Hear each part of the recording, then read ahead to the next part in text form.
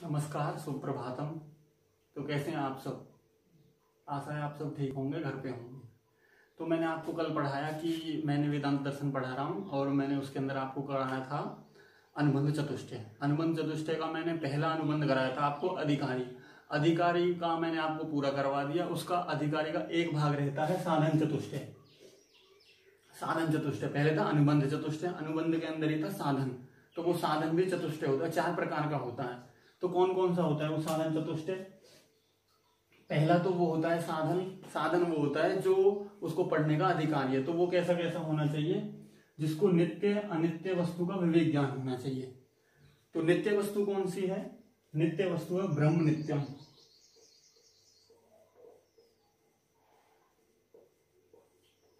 ब्रह्म जो है नित्य है, ब्रह्म से अलग जो भी है वो सारा अनित्य है। जैसे सकल जड़ समूह है, इसमें जो दे रखा है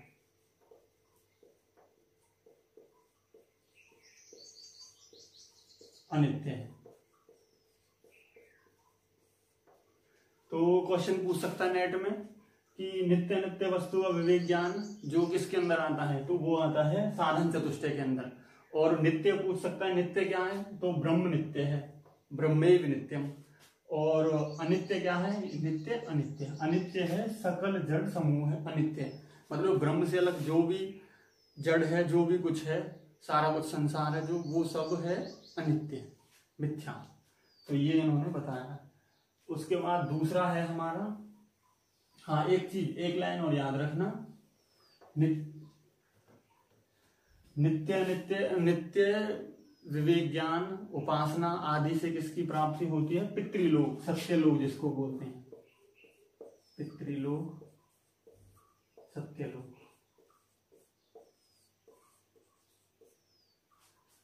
नित्य वस्तु विवेक ज्ञान उपासना, इनसे क्या होती है? पितृलोक सत्यलोक की प्राप्ति होती है, अवान्तर फल होता है। तो ये पूछ लेते हैं खालिस्तान में देखिए कौन सा लोक है, पितृलोक है, सत्यलोक है, देव।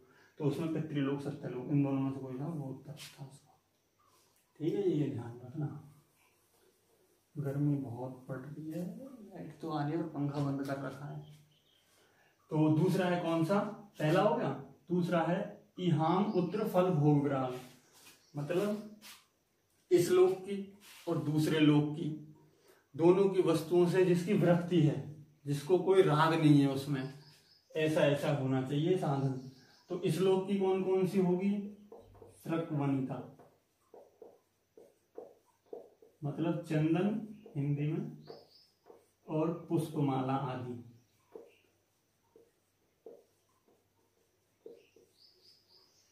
चंदन पुष्पमाला ये तो होगी इस लोक की, इनसे विरक्ति होनी चाहिए। और दूसरे लोक की, 5 लोक की, उसकी होनी चाहिए अमृत आदि।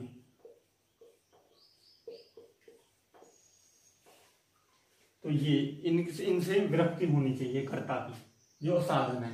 ठीक है जी। अब तीसरा कौन सा है? समाधि। जो समाधि है संपत्ति बोलते हैं इनको। तो एक क्वेश्चन हो रहा है कि समाधि कितनी है? एक तो होता है समाधि, वो आगे आएंगे इसमें लास्ट में। और एक होता है समाधि, ये समाधि समाधि। तो ये होता है 6 प्रकार की। 6 प्रकार की कौन कौन सी होती हैं?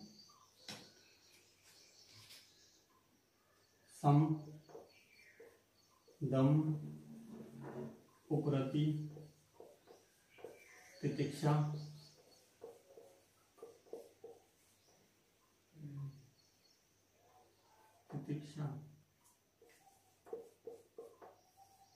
समाधान, श्रद्धा। तो ये 6 संपत्तियां होती हैं। तो इनकी परिभाषा है, इनमें से ज्यादातर क्वेश्चन पूछते हैं। कौन कौन सी? सम।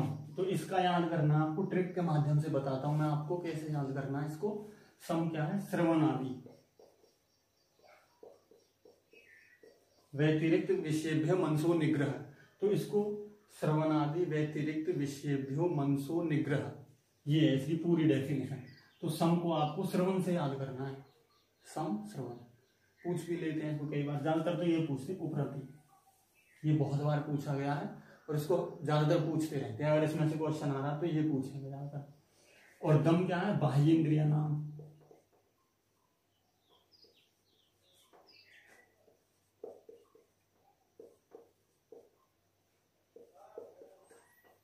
बाह्य इंद्रिय नाम विषयभ्यो मनसो निग्रह।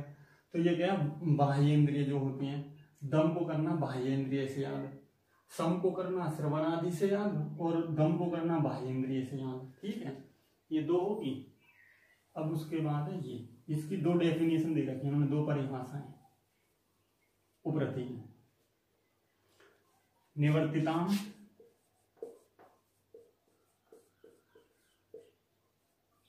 एतेषाम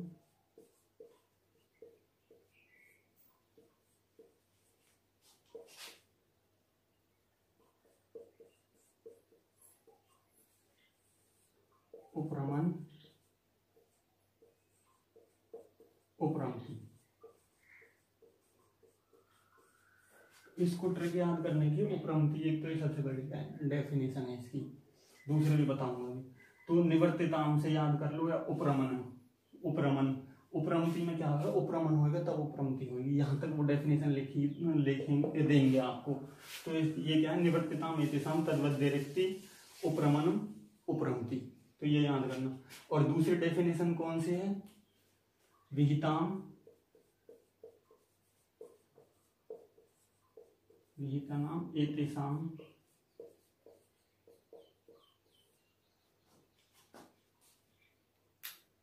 कर्मणाम विधिना, विहितानाम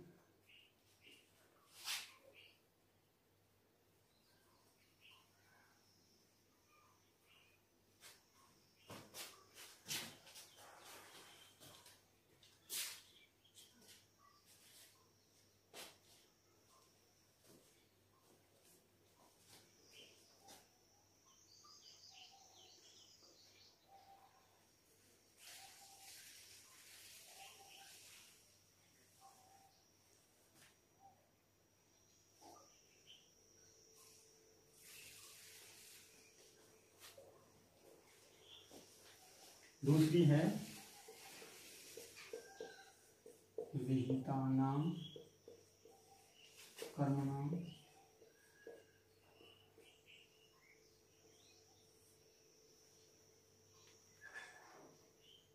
विधिना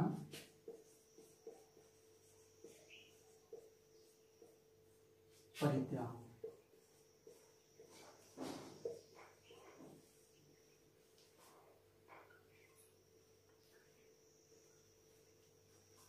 तो ये आपको दो डेफिनेशन इसकी याद करनी है, ये इंपोर्टेंट है, इनमें से ये पूछते हैं, ये आप याद करो इनको।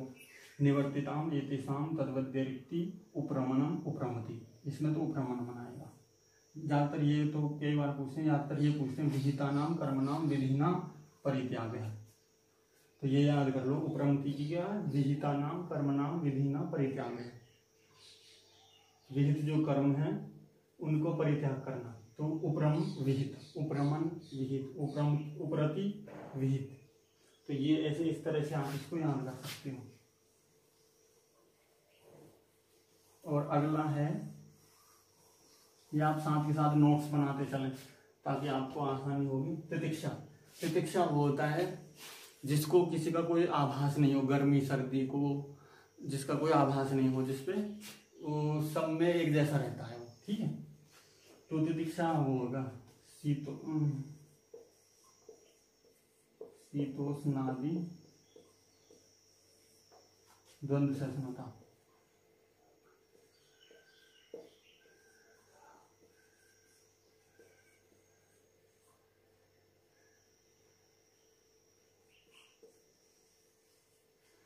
मतलब इसको तितिक्षा से याद करना, आपको शीतोष्णादि जो गर्मी सर्दी में समान रहता है उसको कहते हैं तितिक्षा। जैसे कोई योगी होता है वो कहा है जिसको गर्मी सर्दी, मेरे को तो गर्मी लग रही है, मैं तो कुछ नहीं है वैसे।